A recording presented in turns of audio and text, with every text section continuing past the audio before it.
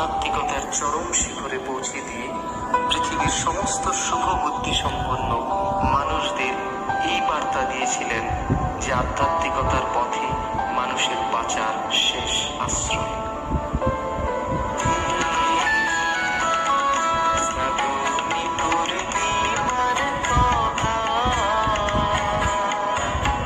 আজ মনে পড়ে, আজকে